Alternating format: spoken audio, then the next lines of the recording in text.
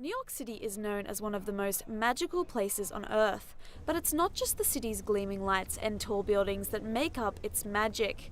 Phantasma Magic is one of the most popular magic stores in all of New York City. The shop opened in 1997 and is kept alive by professional magicians Nick Padilla and John Bukowski, with John's passion for magic sparking from his grandfather. I was 9 years old. My grandfather took his finger off. And most people, everybody, they would take their thumb off. He took the first finger off. So it freaked me out. And then my father saw the reaction, and my father knew a couple of card tricks. So he showed me a couple of card tricks, and he said, "Oh, can you show me how to do it?" And he showed me how to do it. And I go, "You know any more?" He goes, "No." And I go, "No, I don't know anything else." He's like, "Oh, I'll take you to the store where they sell it." I'm like, "There's a store that sells this?" And then that was it. And he brought me to the store, and that started my love affair with magic. The shop is most known for its famous Houdini Museum, which holds the second biggest collection of Houdini items in the entire world. Well, actually, Houdini was, by trade, a locksmith. That's actually what he did for a living. He was originally born in Budapest, Hungary. He eventually moved to the United States and lived in Wisconsin, then eventually came to New York City. Harry Houdini became one of those names. It's a household name. Even people who didn't know about magic knew about Harry Houdini. He was a worldwide brand name. Everybody knew who he was. He was synonymous with magic, synonymous with somebody that can do the impossible and nobody can explain it. He was the one that made magic what it is today. He was the one that brought the magic to the masses, that made it as popular as we have it today. But even this industry is not always magical. In the world of the digital, the landscape of magic in New York City is changing, with traditional magicians struggling to teach magic to a generation glued to the internet. The difference in teaching is they want to learn. Everybody wants to become an instant magician. Nobody wants to take the time to learn the actual skills behind it. So a lot of tricks are based upon the fact that, well, here it is, I can buy this trick, I can learn it, and I can be performing it tonight. Where normally there'd be tricks that it could take you days, weeks, months, or years to perfect. So the type of magic they're learning is different than what it was 10 years ago, 20 years ago, 50 years ago. The way you're learning it, how you're learning it, the speed of learning it changes, and that would dictate the market of what type of tricks are actually manufactured and sold now.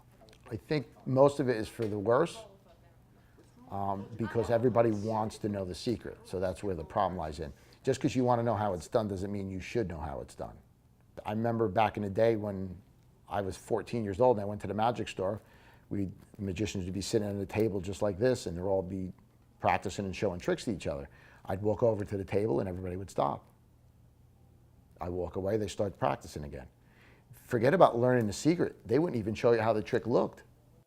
One young magician who is determined to learn the traditional ropes of magic is Avi Hoffman, who comes to Phantasma regularly to learn from Nick and John and wants to hopefully one day work in the store alongside them. I am a Brooklyn College student and studying psychology, and I do magic in my free time. I love it. I've been doing it since I was about 13 years old. And what got me into magic was I started juggling, but when I was looking for juggling, I found a lot of similar art forms like dance and magic was really high, and I thought it was really cool. So I pressured my mom to getting me my first magic set, and that set the spark. And since then, I've been doing magic. I've basically had a deck of cards with me ever since then, probably every day over the last 8 years for sure. But the most intimidating thing was being in a room with people who were thousands of times better than me at tricks that I've been working on for years, and just to see someone do perfect moves is something I've been working on for years and months. That's been really challenging, but it's also been really inspiring. 10, 20 years ago, if 30 magic tricks came out, 30 brand new tricks came out in a year, it was a lot.